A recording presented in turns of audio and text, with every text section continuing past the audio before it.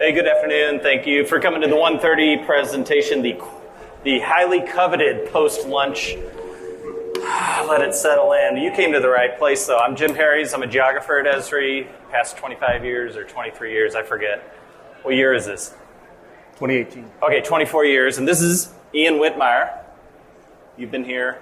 11. 11 years. We're glad to be with you today to talk about best practices for building web maps. Show of hands, who's ever built a web map?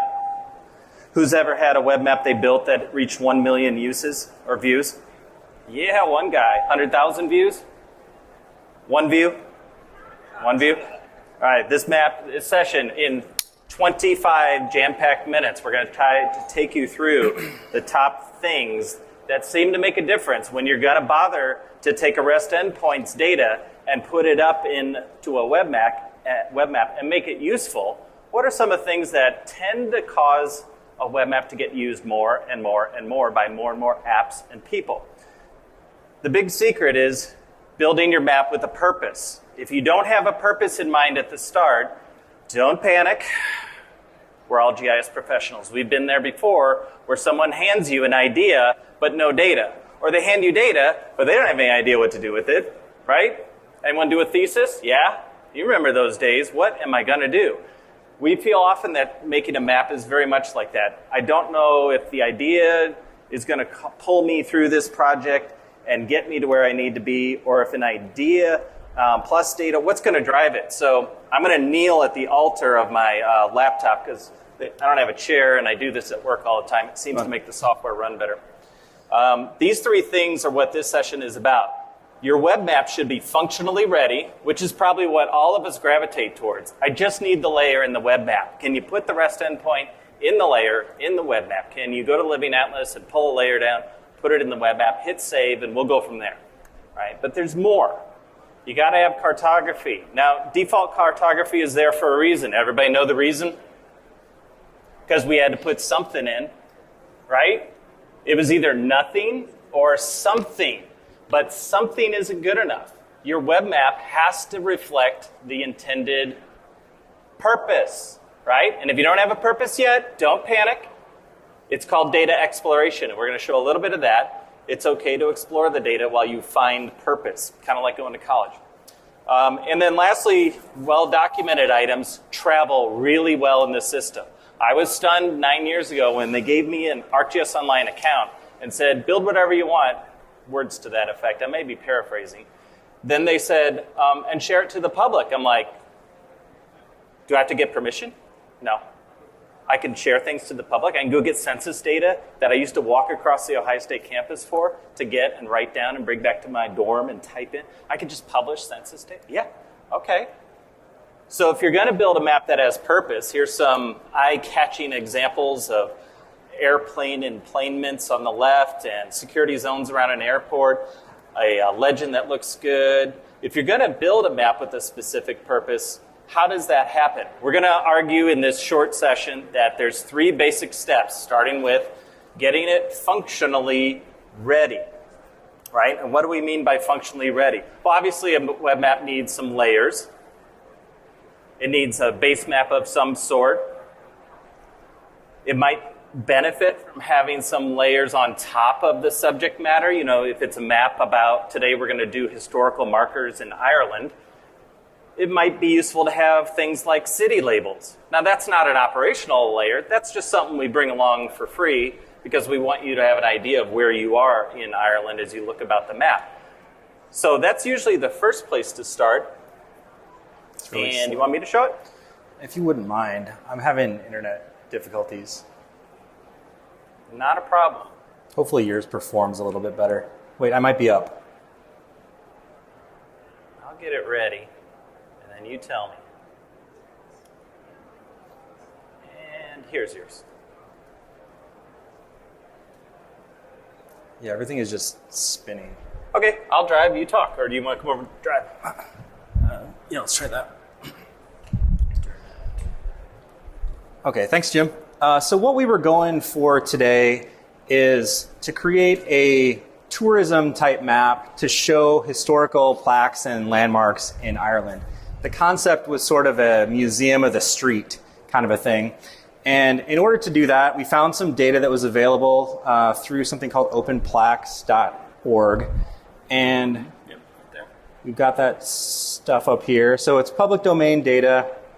And we downloaded the whole thing because initially we weren't set on Ireland. That was just what came out of some of the data exploration that we were doing. You're saying we didn't have a purpose yet? Well, the purpose was to build a map of the streets, or a museum of the streets. And our purpose sort of grew out of exploring the data from that initial idea into a more refined final product.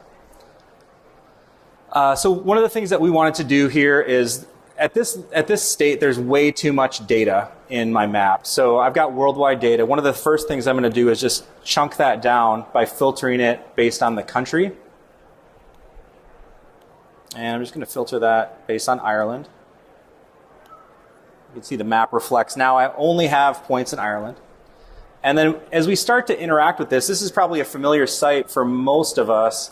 We see a pop-up that's been pre-populated with some information, but I don't really know what all of this is. I mean, I'm not sure if a machine tag is meant for my consumption.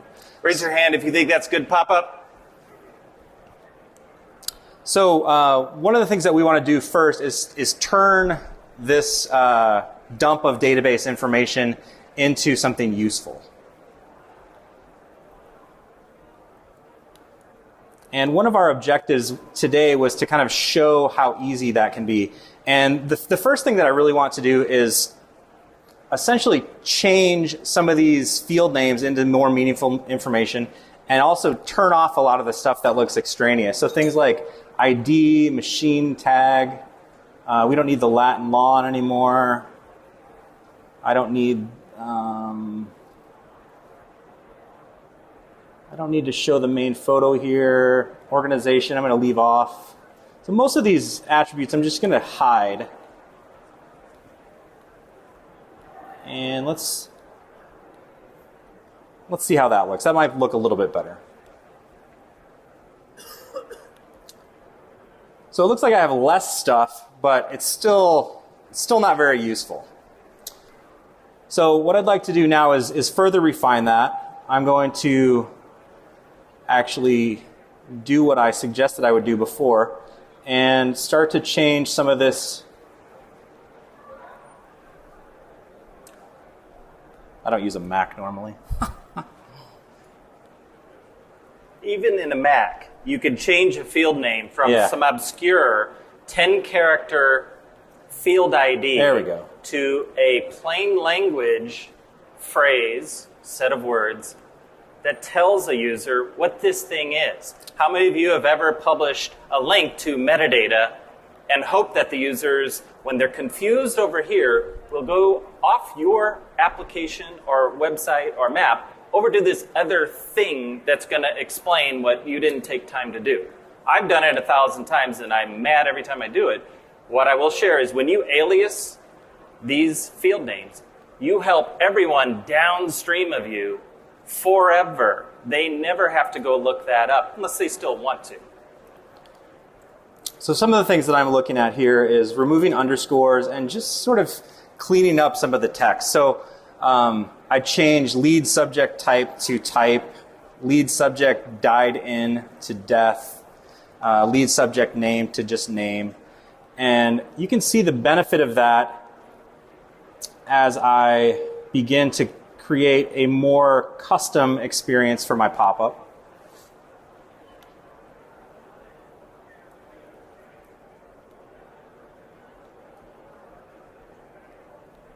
Yeah, I'm really struggling with the Mac.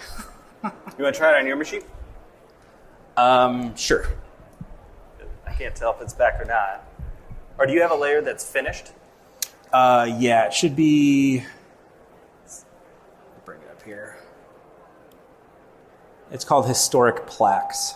So this is kind of the after. It's kind of like those cooking shows where you're not going to watch Rachel Ray cook the whole darn thing and wait for 4 hours while it bakes in the oven. Here's what's coming out of the oven. This pop-up is the reflection of your work. Maureen O'Sullivan, a black marker was placed on the site in Boyle, Ireland to commemorate a woman.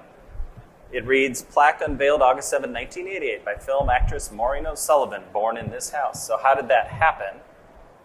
Over here. Under, there's several options for pop-ups. We find you get a lot of value out of the custom one.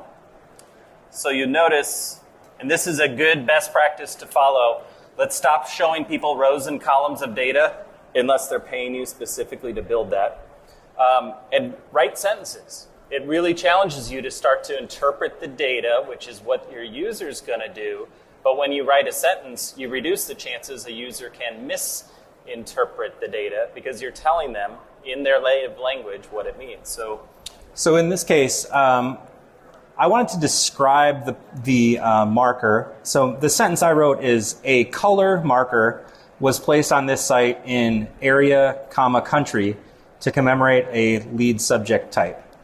And then I followed that by saying it reads, quote, inscription. And then I provided some links to the Wikipedia and DBpedia links that are part of the data. So you can see once that's been utilized, it is much more of a user-friendly experience where they can experience what it's like to be in that location without actually going there. The other thing that I did was I wrote an arcade expression. The goal here was to discover, based on the birthday and death date, how old each person was. So in this case, I just subtracted the date of death from the date of birth. And we could use that in the pop-up. I think Jim has a better example. I didn't have time to write an arcade expression. That would be useful to hide that when it was when the math didn't work. The other thing that I did was I authored a photo portion of the pop-up. Where was that? It was this one. This one. And in the pop-up configuration, I pointed to a field in my data that stored a link to the photo.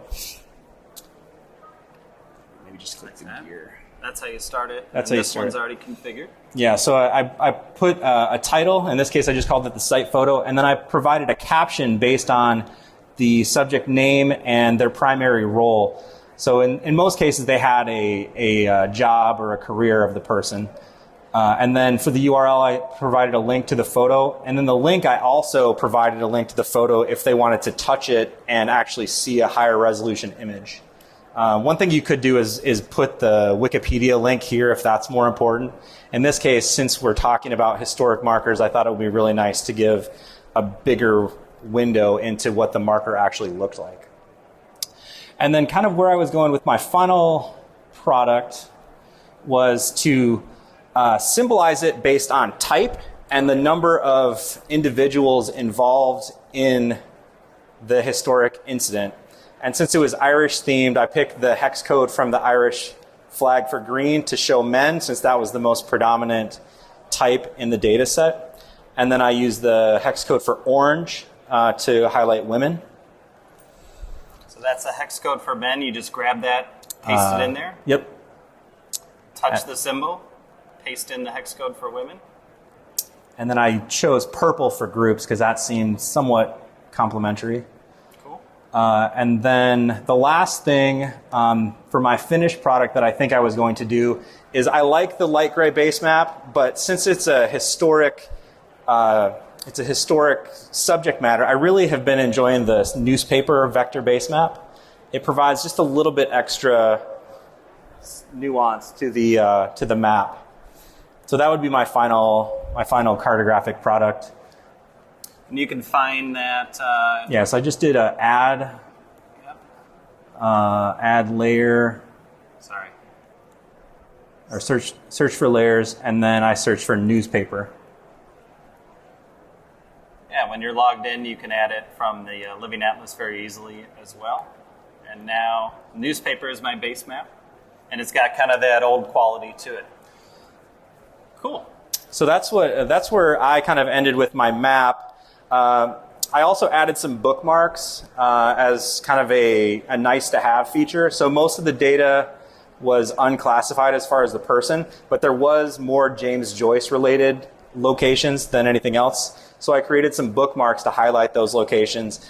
And then later, when I created the application to share this map, the app picked up the bookmarks and the description from the item page. So in this case, I set up the app to show the details, and then the next control is the access to the bookmarks, where you can navigate through Dublin and check out all of the James Joyce locations.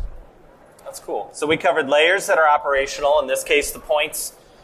We have the newspaper as our base map style. Notice the newspaper map is among many base maps that are what we call desaturated. They're relatively monochromatic. Why do we do that? One reason is you can pretty much take any map and kind of ruin it with the wrong base map. So if I were to show something that's far too colorful, now all my points that are green are kind of competing with the native green on this map, right? So just have an eye for, is my base map hiding my symbology, or is it helping, right? More colors, harder for things to stand out. Cool. Do I go on to this now? I think that's where we're next. So, yep. So we're going to look at, so we both made a map using the same data set. So it'll be interesting to see how they vary. All right, I kind of went a direction in order to show you a couple of other options. One is I've got obviously a dark base map here. This is called our Streets at Night base map. And then in this case, I was interested in using the photos in a slightly different way. There's several examples. Here's the one we showed. Notice that I've got it so the photo is appearing just about the same width as the pop-up. And what that pop-up looks like. It's kind of interesting, since we're at a developer conference, I'm okay with pressing this button here. Normally, people build a pop-up by dropping fields in, and this little button, Paul Barker introduced me to. He's here this week. Check that out. For those of you who like dealing with HTML and CSS, you can actually really have fine-grained control over what the content looks like, or in my case, I wanted the width of every photo to be exactly 250 pixels, right? So I was able to cook this up, to be honest with you, this morning, because I wanted to see and kind of live the dream of being able to edit these things quickly. My kind of workflow is typically go to configure and start dropping fields in to see what works. And inevitably, you'll find a field that isn't working so well. And what I mean by that is, look at this. Here's a link to Wikipedia about this particular person. And it turns out that in the data, if I go to the data and kind of explore it a little bit, I'll find the Wikipedia link column way out here. And if I say sort ascending, I think many of you are going to know what I'm going to find. A lot of empty records, right? How do we deal with empty records? How do we deal with imperfect data?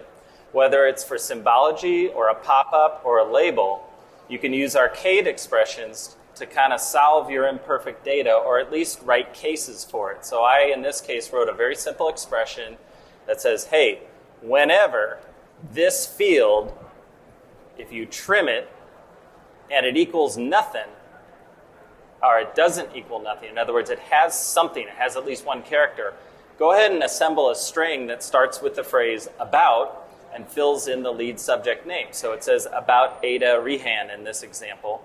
And as a result, when I click on these locations, this text appears only when there's content, and it doesn't appear if there's no content. So it's just a nice little feature that in the old days, what would we do? We'd go fix the data, right? And arcade is your get-out-of-jail-free card for imperfect data. Not that you guys would ever run into imperfect data. It tends to be only us. It's me, yeah. It's me. The other thing I just wanted to share about web maps, as far as symbology, right? Our flow is get the functionality right. I got a layer in, the pop-up's functioning the way I want for kind of a locator app or a touristy app. And I'm working on the cartography. In my opinion, cartography is never done. You just stopped at some point. Some people stopped sooner than others. In this case, we had a little showdown to see who's going to write the best map. I don't know if it's a contest about best map as it is about two different interesting angles on the same subject matter, right? So we're going to keep working the cartography. And then one little bit of polish is, how can I get these symbols to expand beyond, what Esri offers? We try to offer many, many options, in characters, shapes, etc. But how many of you have seen this little kind of hidden gem, this use an image? Anyone? What you can do is you can go to your organization and upload. I had my cartographer just open up Photoshop and make me a cool symbol. I uploaded it as an item into ArcGIS Online. And once it's up there, you just copy its URL, which looks like this, right? Notice how it has an ID and it's /data. That will get evaluated and turned into that URL. You don't want that URL. You want the one I pasted. And when you do that, you can use that symbol back here, pasting it in here. Oop. If I select it right, it will. Am I just limited to static images here? No, you can use GIF images if you like. I just wanted to stir the controversy on the GIF, pronunciation. GIF, you can do whatever you want. And then you've got that custom symbol. So don't feel limited by what's in the default user interface. Find a talented cartographer, or just someone in your graphics group who can create you a nice symbol, and you can use that. Now, in the time remaining, I'm very rapidly going to talk about the third leg of this triangle, which is how do I document this item so it gets used? To a lot of us, I don't know about you, but a lot of times I get done with the functionality of the map, and I arrive at this page, and I quit. I'm done. I know what this layer is. My app knows what this layer is. Isn't that good enough? Hey, a lot of times it is. But just in case it's not, take the time to, in my case, borrow some language from the open, in this case, the Open Plex site. Go in and edit this description. So I'm just going to, for the sake of brevity, paste. I want you to watch this item information section. Right now, it's kind of middle good. This is just a rough assessment of how much information have you provided to your users. Oh no, look, a bunch of bad stuff happened. So let me go in and nuke it. Let's see if I got it all. Oh, I got too much. And we'll just grab that. While we're here, we'll grab this. A good pattern to consider using. When you're writing a description, when you're titling something, when you're writing a summary, they all need to answer the same basic question. What is this? Right? This no longer is a map about open Plex. I've made an editorial choice to call this Visiting History in Ireland. It's a little more interesting than open Plex. Nothing wrong with the Open Plex initiative, but that initiative is about the initiative. This is a byproduct. This is the product. This is why we have databases, right? What are we trying to explain? I want you to visit history in Ireland virtually. A good pattern for the summary. Again, answer the question, what is this? This web map shows a selection of historical markers and commemorative plaques you'll find throughout Ireland on your travels. And the third part, the description, now starts to go into detail. How much detail? You got to work with your users to figure out what's enough and what is too much. Obviously, we want to give credit where credit's due. So if I go to terms of use, I'm simply going to say, go see Open Plex since they've got a statement. I'll fix that later, all right? We'll fix it in post. We want you to tag things. Notice my score has gotten higher and higher as I go. I've got tags already. Oh, the last thing I wanted to do was add the credits. This is what appears on the web map itself. Okay? So now I've got this, what I would consider almost ready to go. There's one last thing, and I'll go back to it, and we'll wrap up. Thumbnails. How important is a thumbnail? It's pretty important. It's the first visual impression people have of what you create. So if you drag and drop a nice looking thumbnail and kind of size it the way you want, that's going to be the first visual impression people have. And for everybody in this room who saw us click 3 times on that exact image, this thumbnail now will harken back to you, right? And that's kind of what you want your users to do. If they found your amazing, awesome layer, you kind of want to have a strong visual, just like your thumbnail on LinkedIn of your headshot or on Facebook, et cetera, et cetera. So the power of visual language is there for you to use or to ignore. If you ignore it, you widen the space for everybody else to compete and take that space from you. So we encourage you to make as good a thumbnail as you want, something representative of your work. And at that point, the benefit, notice before, this is a configurable app that just shows you what? The map and a legend, that's it. But since I updated the description, now it pulls in that description auto-magically with my links, etc. That's a great starting point. So the more you invest up front in documenting your web map and putting pop-ups in it that make sense, using logic that makes sense, you can just continue to iterate on this web map. He and I can continue working on this and perfecting it over time as people give us observations about, oh, I clicked here and it had this problem. Okay, I'm just going to go in and fix it live. You can't do that with a print map. It's a little harder to do. And that's one of the reasons we wanted to get together with you today and show you these three things. We're available for about 1 minute of questions if there's a hot button question. One thing I wanted to mention just before you alluded to it just a moment ago. So we've been talking about crafting quality web maps and sharing those with other people. But Jim just mentioned the ability to reuse a layer. So all that work that we spent cleaning up field aliases in the map viewer, you can save that in a layer, and then other people can consume that in your organization. So the amount of your, I guess the bang for your buck is potentially infinite in scope. All right. Yes, sir.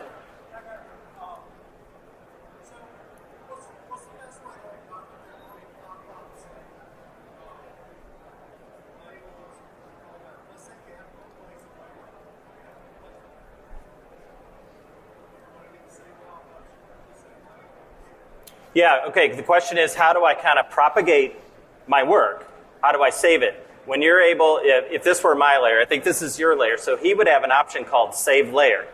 When you save layer, it saves the symbology and the pop-ups and labels and any other special stuff in the layer, and anybody who takes that layer and injects it into their web map or their app, if you change that source layer, it just propagates immediately to all those web maps that consume that layer.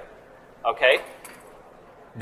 We do that all the time with certain layers. We know we don't want anyone else's opinion about what else to change in this pop-up. We're telling you what the right look and feel of this is. They're free to change it still. You can take a layer that's been authored and you can modify it, and now it's yours. It's your version. And if you save that layer, well, that's your version of that original layer. So that's how we propagate and control that experience. I've got to yield to the next presenter, so we'll come into the back and take your questions. Thanks for your time today. Thank you.